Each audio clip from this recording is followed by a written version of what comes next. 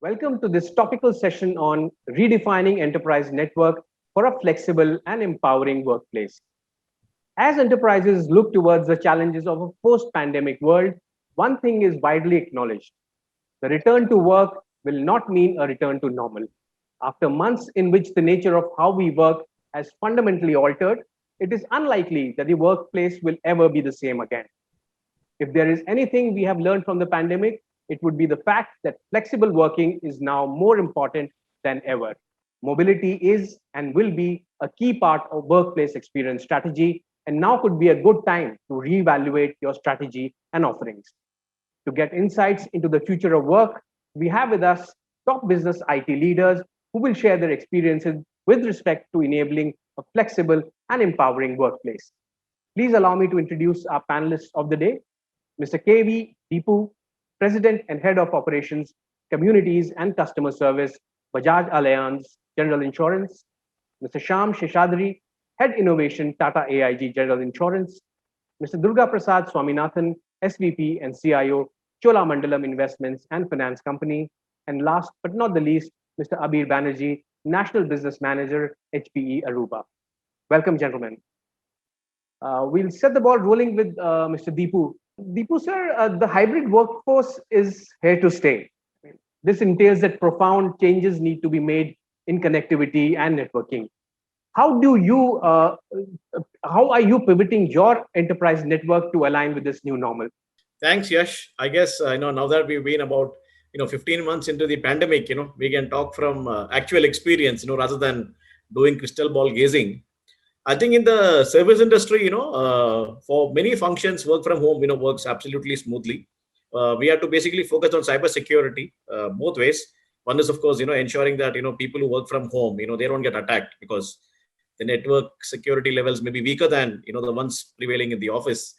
At the same time, also educating teams, right, that just because you're on your own, it doesn't mean that you tread outside comfortable paths, right? So both ways, right? Education and investments in cybersecurity, I think clearly that's one. The other is in terms of ensuring that people have access to software outside the office, because earlier a lot of access was restricted inside the office.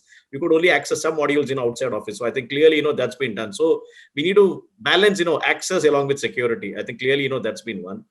Now then, yes, if you look at people in the field, right, people who are in sales, people who manage distributors, people who are with customers, right, I think for them they can't completely work from home. So then you need to ensure that how do you basically enable them. Now one is, if you look at devices, right, today people use apps, people use their own mobile phones, people use tablets, people use laptops, people use a range of assets, right? How do you make it a device agnostic approach, so that across the entire range people are able to use these assets in a very very easy and comfortable manner. That's one. So I talked about employees inside and outside the office. Now we also operate an ecosystem. We also have customers, and then we also have partners. So similarly, when it came to our partners again, right, how do we ensure, because ours is a distribution led business, so how do we enable digitization for them, right? How are they able to carry out basic activities using the front end digital assets at their end? Again, that's something we've invested in. In terms of training, we also converted all our SOPs into video SOPs. So if somebody wants to understand, they just go to the library, pick one 2-minute video, and then you understand, how to issue a policy or how to process a refund. And then when it comes to customers, that's where we've leveraged our middleware, which is our CRM. So our CRM acts as, an interface between our core system and, all our customer facing assets, whether it's our bot, whether it's our portal, so on and so forth. And it's worked very seamlessly, for our, customers. Obviously, we need to ensure that, uptime is high. We need to ensure that, cyber security is in place. And then, of course, overlaying all of this, we also moved to the cloud, recently. So therefore, we also have a much better, hang in terms of, an overview of our entire, 360-degree view of our customers. Earlier, we had siloed data marts. Now we have a single data lake. So I think combination of this has worked effectively for us. And I guess, this is the way, we see the trend, continuing going forward. Sure. Wonderful, sir. I guess your business and technology strategies are sorted and completely aligned to the new normal. So Thank wonderful. So let me come to Mr. Durga Prasad now. Sir, I was recently reading a report which said, that the percentage of employees working from home shot up from 30% to 90%, as high as that number because of the pandemic. So I feel even after the pandemic gets over, this number may come down, but hybrid would be a strategic, a very important cog in the overall work strategy going forward for enterprises. How do you look at your enterprise network aligning with this trend of hybrid? I think it's a very valid observation that you brought up. First of all, thanks to be part of this session, and look forward to hearing great insights from all. Chola has a combination of typical branch or office bound folks, and we also have a very large feet on street who are even before the pandemic were mobility enabled. So they will be when we do vehicle financing, they could be at a dealer shop actually funding a purchase of a vehicle, or it could be a loan against property or a housing loan. So we had a significant feet on street. It was already away from the typical desk-bound pieces. But like you rightly mentioned, a bulk of what happened as the pandemic kicked in was people started working more and more remotely. And one of the things we did even before was we slowly switched away from desktops to laptops. And as the first signs of pandemic came in, we had to even ask people to say, please take back your laptops home. Because even though they were using laptops, they were just keeping it locked up back in the office. So we had to make sure, because it became more and more apparent that there'll be a day where, it'll be impossible to come and you can't be then without the device. So that happened. So that's all, I think, history now. But I think going forward, what we are seeing is people are now realizing that, for one, they get the flexibility of being able to do anything from anywhere. So we have, like Mr. Deepu said, ability to provide them the services from wherever they are is something we have also worked on in the past, 15 months, whether it is enabling from an app perspective or, giving them a lot more collaboration capabilities and also access to data and the analytics that helps them work from wherever they are. But I think security is another big part of what we think we will have been progressively improving on. But to answer your core question, we will see a hybrid. We will see where there is need for a lot more, say, ideation, face-to-face collaboration. That may happen back in the office. Let's say you're kicking off a new project, new initiative, or a new product design. Then you want to do that maybe on a whiteboard. But beyond that, once you want to get to the regular programs and execution of that I think can still happen remotely. And I think the past 15 months have shown that that's not a barrier anymore in terms of the physical face-to-face. So we will switch back. It will not be back to the old normal. I think that's a given. Even the businesses are clear that there's not going to be a very large branch setup or you're going to have a 50-60 kind of back office. In fact, there are talks of even distributing the back office to reduce the concentration risk from an operations perspective. So that will be the way for the future. Great, wonderful. Let me come to Mr. Seshadri now. Mr. Seshadri, your thoughts on this. It's interesting to know that you onboarded your entire team without meeting them face to face. I mean, that's a new normal, I guess, for a lot of bosses. Going forward, how do you look at your networking strategy? Absolutely, right. So I think, like you mentioned, I kind of joined Tata AG about a week before the lockdown started, right, with the mandate to build a whole new digital innovation team. So that journey itself challenged all the normals of saying, how do you recruit? How do you not do face-to-face? And then how do you set up a team to work efficiently remotely without having the trust from beforehand, the practices from beforehand, and set that up? So that itself, which I think leads to the new normal of how does a remote team work? How does a hybrid model work, right? So learning to be truly asynchronous, trying to limit the meetings, because the immediate habit is, okay, we need to discuss, get onto a meeting, but then I think everybody has dealt with Zoom fatigue. You just have meetings after meetings. How do you move things effectively on to just discussions over emails, over asynchronous communication like WhatsApp, Slack, Teams, so on and so forth? So that's been the human part of it.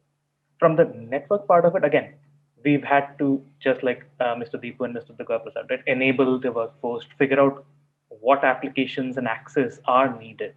Right? And it's been a great time for us also to revalidate fundamentally the fact that Tata AIG, we've been very, you could say, secure, we've been traditional, but it's been everything has been contained to our network on premise, right? So now it's a good chance for us to re-examine each one and kind of also validate really what is acceptable as we expand our network, right? Because what has been the network has been our controlled environment. Now it's over the internet.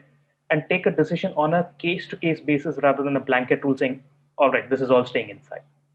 Right? And that allows you to kind of also say, we've heard the terms of omni-channel and bots as buzzwords, and those have become huge enablers today in this day and space where customers and employees communicate over WhatsApp, over bots to self-service themselves, right? So those are the kinds of utilities and tools that have been really helping as we stretch the network boundaries.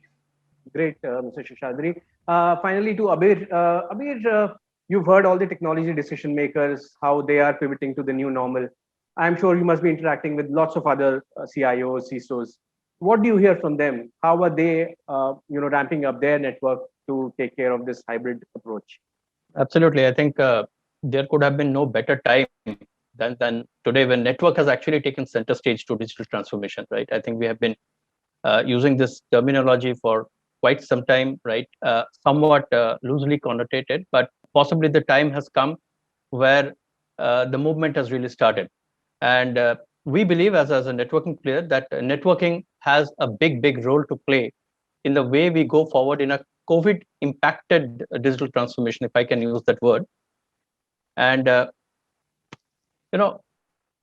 last 15, 16 months, whatever you call it, whether we call it wave 1, wave 2, wave 3, right? But I think the world has changed for sure. And the way we do our business has also changed. I mean, I just want to give you a perspective from whatever I would have heard, right? That and if we have to look at a network, because for the banking industry or the BFSI industry or the NBFCs and the insurance companies, right? You always believed in working from office or remain connected to that office infrastructure, right? But I think a couple of things that has happened is A, where does the network end? No one knows, right? What is the edge of a network? No one knows. Is the office desk your edge, or is that where you are delivering experiences? No, right? Because the office desk has now really moved to the home. That's one. So we are trying to have a network in which you want the employees to connect, you want the agents to connect, you want the contractors to connect. And I think, like it or not, IoT is going to become a de facto standard, which will come in some form into this network as well. Look at one more aspect to it, that where are these people operating from? It could be anywhere. It could be from home, it could be from the road, from the streets, right? From your customer location, or it could be your office. And where is the data getting stored? In a data center. Now, I think that term data center is now getting converted to centers of data, primarily because a data center, by its physical look and feel, that brick and mortar data center, I think will become a bit of defunct, right? As I think Mr. Seshadri mentioned, right? That cloud possibly would have a new definition in this particular industry, which essentially means that you need to have a connectivity, the user to generate the experience starts from anywhere and the data stays anywhere. In between, if you're operating from home, you have to still depend on that poor old broadband connection. That's what I think as network providers, we are trying to establish, that even on your poor broadband connection, can I establish a connectivity? Because at the end of the day, for all the industry leaders in this call, right, they would like to get the experiences as they were getting in yesteryears or in the last year or the year prior to that. I think the whole definition of wide area network therefore needs to be relooked into, and that's what we did. In fact, in the SARS epidemic period in US, we actually started creating it, and especially for this industry in particular, right, especially for the insurance and the NBFCs, because you will have a lot of people, foot on street would be very significantly high. Okay, and I think for them, remote connectivity is not unknown.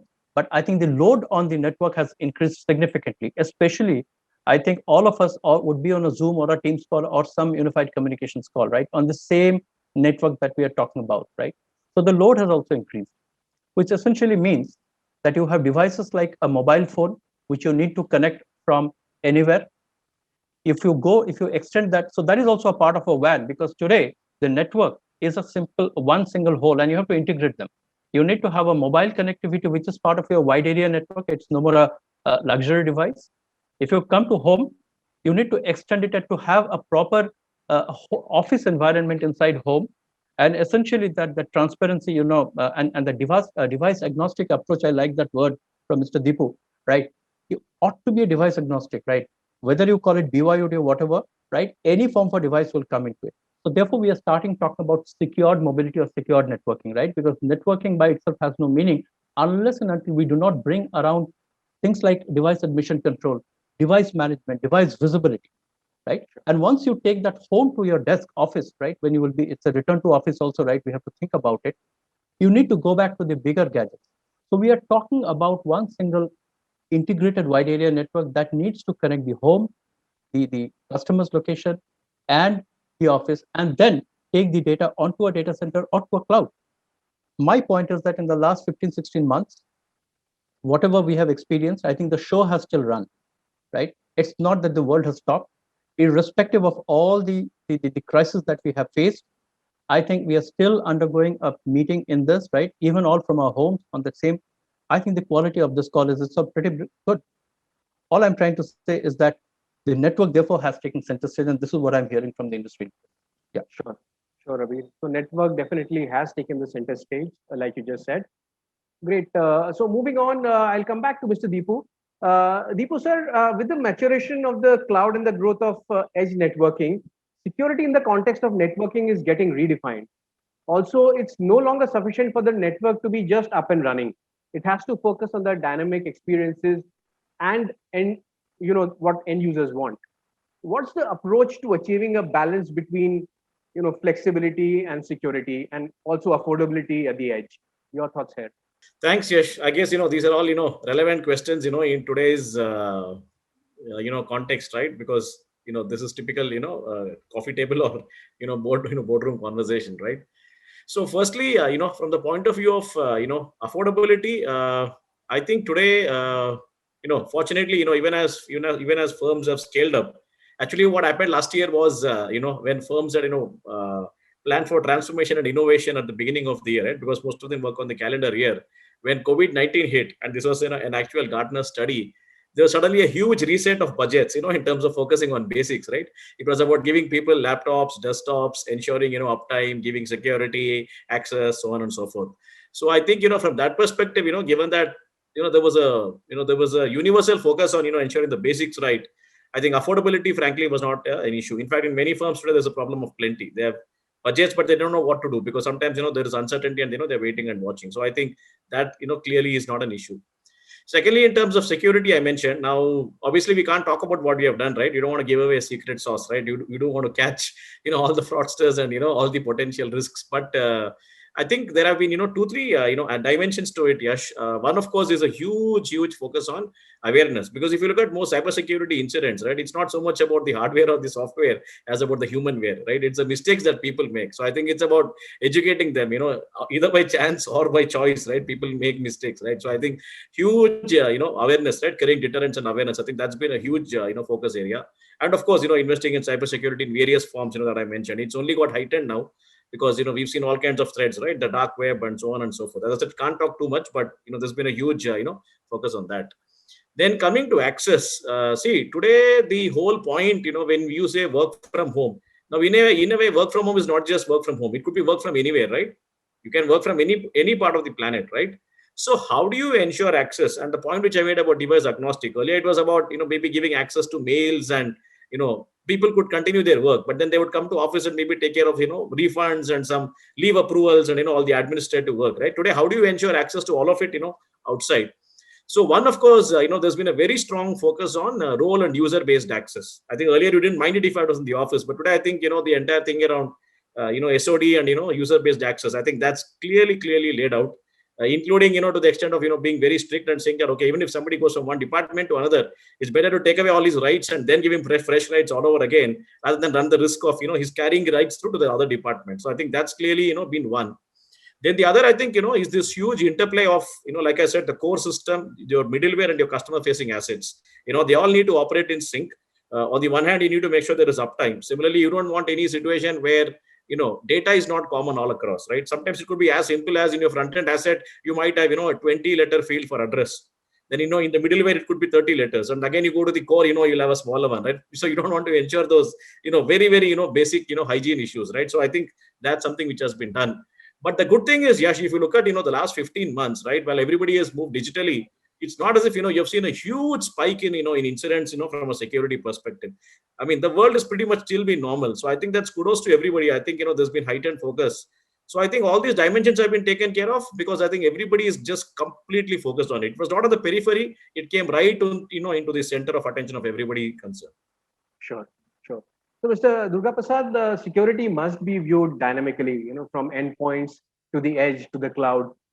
So, how are you, balancing all these parameters: security on one hand, affordability on the other, and enhancing user experience? Your thoughts? Yep, sure. Yeah. So I think, like Mr. Deepu mentioned, if you look at it from the typical people, process, and technology part, I think the best way to go and reduce the possibility of any cyber incident is to make sure the people awareness is up there. So that has been one of the biggest focus areas for us during this period, because we want to avoid cases where there is an opportunistic exploit because of lack of awareness from a people perspective. So making them more aware of what are the do's and don'ts, avoidance of any social engineering attacks or anything that people take advantage of. And because, see, I think when people are working from a branch or an office, I think there is so much more that comes just because of the location where they're working out from.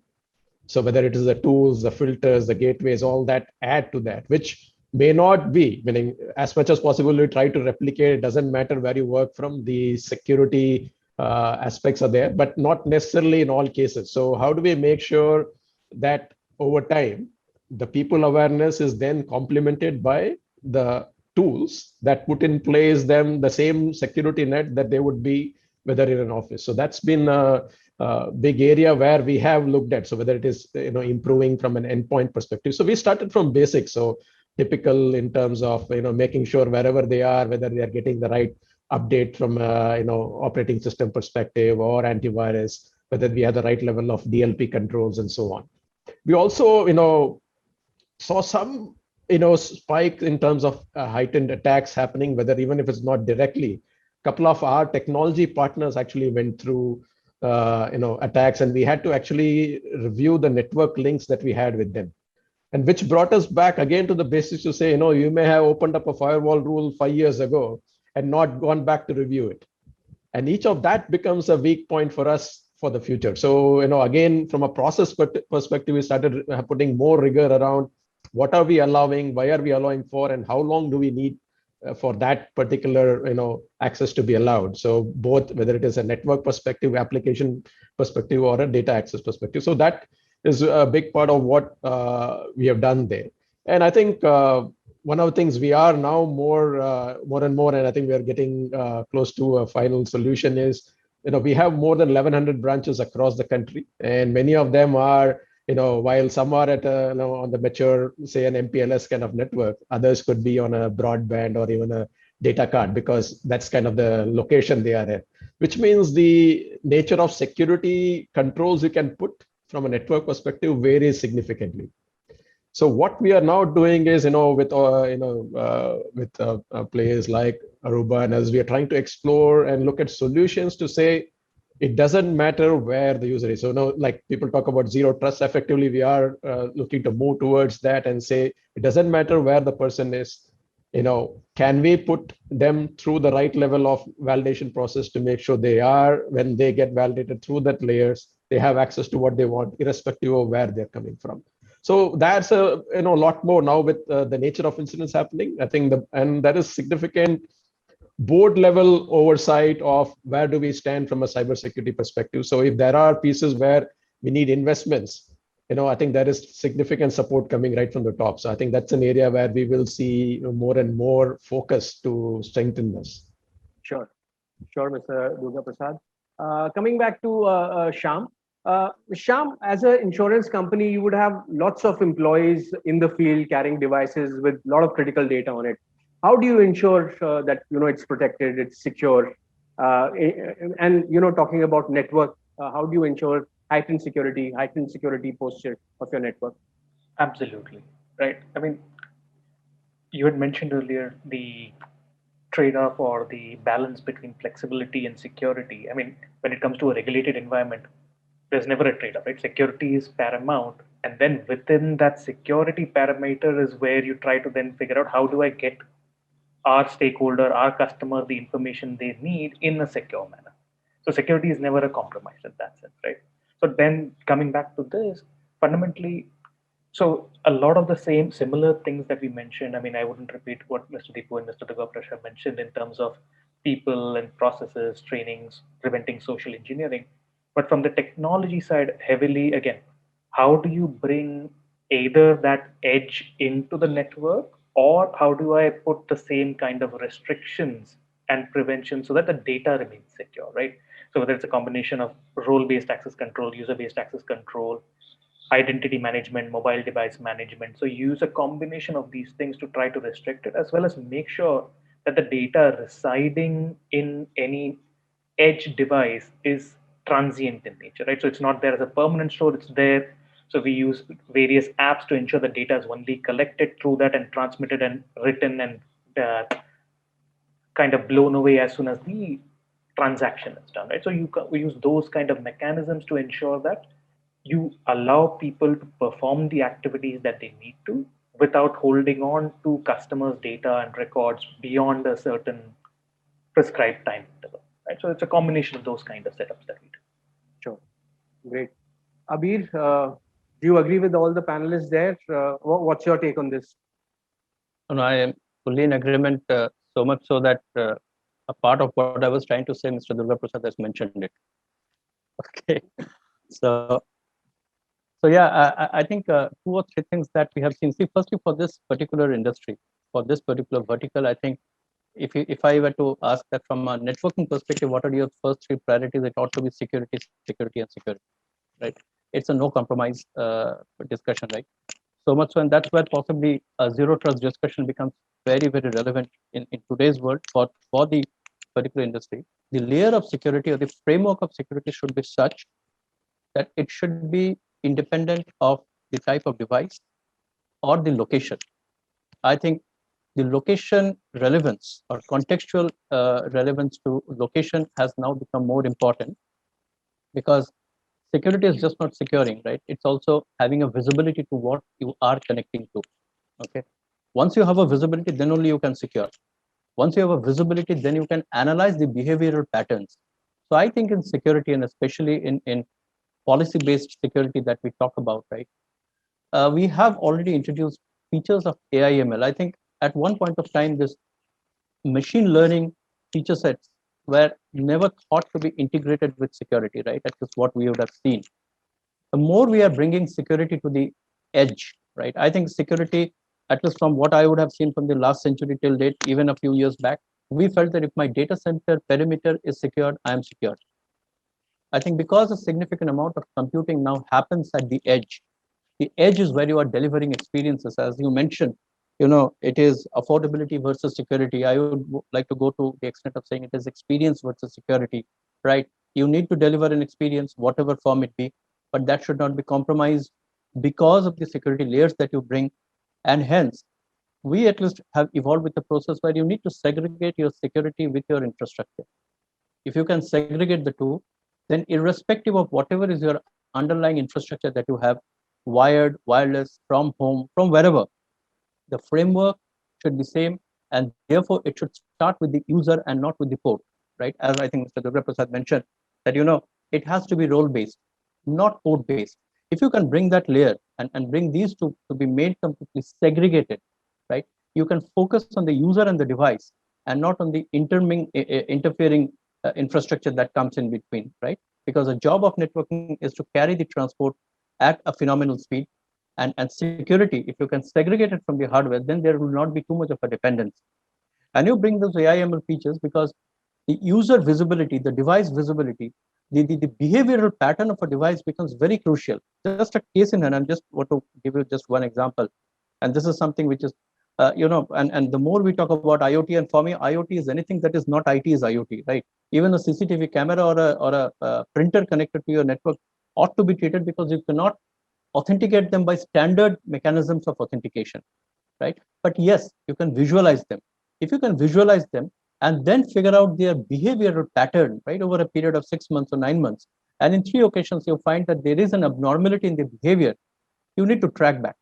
The system should be dynamic enough to tell you that there is a deviation from your normal behavior, you need to take a corrective action. I think that is where we need to bring in this AI/ML features more and more into it. And as I told you, the more we are moving towards our home and trying to operate or operate from anywhere and everywhere, zero trust security becomes very crucial, and consider security as a layer and not integrated to, but as a layer which should have a visibility into whatever is the device or the entry at the access policies. Start the security from the access and not from the core. That's the way I would like to look at it. Great, Abir. So, Mr. Deepu, Abir just talked about artificial intelligence, machine learning. How do you look at these cutting edge technologies going forward? What role could they play with respect to networking and managing a distributed workforce? Yeah, no, I think we do hear a lot about AI and ML across the entire enterprise nowadays. Not just in the context of networks, but even across all aspects of our functioning. And I think one of the panelists also made a reference to IoT. So I also see IoT playing a big role.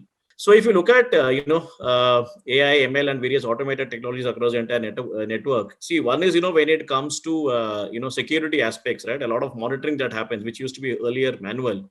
Now you have these technologies coming into play, because then one you're able to expand the scope of your footprint, and the other is you're able to catch it a lot more with a lot more accuracy and consistency. So that's one area. The other is, when we go digital and, when we start to put pressure on networks, what we also need to understand is the traffic jams and the frauds, from the physical world, will start shifting into the digital world. And therefore, that's where, AI and ML come in. Because, for example, you use pattern analytics, and you figure out, fraudulent transactions, you figure out, security issues, across the entire landscape. That's extremely important, because you need to ensure that, this entire way of working is, sustainable. So that's one. Secondly, coming to IoT, I think the one important aspect of IoT is it just expands your network, because as you have more and more smart devices coming in, one is it expands your network, and the other is you also have exchange of information happening between multiple devices and your core platforms. So therefore security comes in terms of data at rest, data in motion, and therefore the use of appropriate technology. So that way I've seen this happening. Similarly, when it comes to customers, since we know that when it comes to privacy and security, you can't afford to have even a single incident, right? And a lot of these transactions are happening virtually and through bots. So how do you ensure that for example you do not have any misinterpretation, and at the same time you're able to keep an eye on every single aspect which happens. So I think these are the areas where we have seen that we've been able to apply AI, ML, and IoT in the last 15 months. And as we go forward, we're going to develop a heat map and then look at further opportunities to optimize these, in the weeks and days to come. Wow, great, Mr. Deepu. So, Mr. Durga Prasad, are you also leveraging these cutting-edge technologies? And do you believe that IT leaders can build a more agile, automated, predictive infrastructure by leveraging these cutting-edge technologies, the AI and ML? Absolutely, yeah. I think given the nature of how the network traffic is shifting from what was typically an office to data center kind of thing, from now all over the world coming in to access the apps and services. The typical SOC or a NOC kind of setup where you have human eyes looking at and trying to find anomalies, I think that's not going to work anymore. So we started off with a typical SIEM, which brings in ability to correlate vast amounts of data and be able to identify what is an anomaly in the typical access pattern. And then that's what is now getting more and more augmented with AI and ML. So whether it could be that, hey, it could be, like Deepu is suddenly accessing typically from his office location, and suddenly he sees his ID logging in from, Ukraine or Japan. Then, there is something really wrong, because he couldn't have flown there in short amount of time. So how do you correlate such things? Which is not humanly possible. So that's where the AI ML comes into play to say, hey, this is a typical variation. Or it could be that, I typically don't access, say, past 1 a.m. in the night, and suddenly at 3 a.m. you see me, copying a lot of stuff from the file server onto my machine. And something, so that's something which, whether you can't do through a human-led mechanism, because we can't be watching all the data packets that go around in your network. So AI ML is going to be the way forward to be more smarter. And even on that front, while the old tools used to throw a lot of false positives, I think the AI/ML has really helped start shrinking that down to something that we know is clearly actionable. And some of them are now even taking it to the next level. Like I mentioned, if you see my ID accessing a file server at 3 a.m. and it realizes an anomaly, it will cut off my access at 3 a.m. so that when the morning when somebody comes in as a human, they can then see whether it was a real thing, or maybe at 8 a.m. they can allow me access if it was me actually up late in the night. But otherwise, at least that maybe it's something that can still be held back. So I do see that as the future for total infra and network and security management. Great. Moving on, Shyam, we've always looked at the network as a crucial part of the business, but never from the lens of monetization. Can your network help you in monetization? That's a supremely interesting and loaded question, right? I mean, in some sense, right, it becomes a critical component. I mean, it's always been looked as an expense rather than a potential source of profit, right? But the problem is because we don't assign the right importance or the right kind of sales that have been led to because of the network, right? So it's also caused us to kind of relook at what does network enable or the lack of a network disable, to kind of apportion those kind of resources to networking and to reinvest in it. So does it become the primary source of monetization? Probably not, right? But is it a critical piece in how you monetize, and is the right kind of value and the right kind of investment assigned in it? Yes, it is, right? And that's where, again, so we talked about AI/ML moving digital to the cloud, right? And bringing in the right kind of investment so that you can monitor it. The lack of monitoring, a security incident is too costly, right? So those kind of investments, again, going into your network security, those become a critical piece. So it's allowed us to focus our conversation on why the investment is needed rather than just saying, oh, it's a cost, this is the bare minimum we kind of need to kind of get ahead with it. Sure. Mr. Deepu, do you agree with Shyam there when he says it can't be the primary vehicle for monetization, but definitely one could look at leveraging it? No, I think Shyam definitely has a point, because what happens is, if we start to look at every single piece of the enterprise as a potential monetization opportunity, then sometimes priorities can get misplaced, right? I think we need to always start with the customer, and then figure out what is a win-win for the customer and for the firm. And then true monetization opportunities will obviously emerge as a byproduct. Now that's typically what I have seen. And then there's no end to it, right? Whether it's monetization from a product perspective or from a servicing perspective, right? Then there's no end to it. It can be a good win-win for both. Sure. Mr. Durga Prasad, like Deepu just said, you have to look at the customer first, but maybe your network could be that vehicle of reaching your customers, your partners in a much better way. Do you look at it from that angle? Yeah, I mean, I have a radical, meaning slightly different view. Meaning, I think there was a recent article about antivirus software also allowing you to do crypto mining in the spare bandwidth or spare capacity available on your compute. So, is there an opportunity to use that as a way to monetize assets which are not actively used at capacity? Is one, I'm just, but that is just maybe post office discussion. But I think both Deepu and Shyam said, the customer is, there is a purpose for us as an organization. So that is the primary thing, when I was reading article again of MicroStrategy investing a lot of stuff in Bitcoin, which is interesting. Maybe the CFO is having a field day doing that. But I thought as an organization, there is something else. They have a product and stuff that they are going to bring to the market. So this seems like sometimes a diversion from what is the core purpose of an organization. So while there are opportunities, but that cannot become, that can be at best a very small distraction. It cannot be the primary factor for the organization. Sure. Abir, your thoughts here? Definitely is not the core, thing for a network to monetize, but your thoughts here? Let me address this in two parts, because we had the earlier set of questions around security, and then we came to monetization, right? A bit of a dichotomy, right?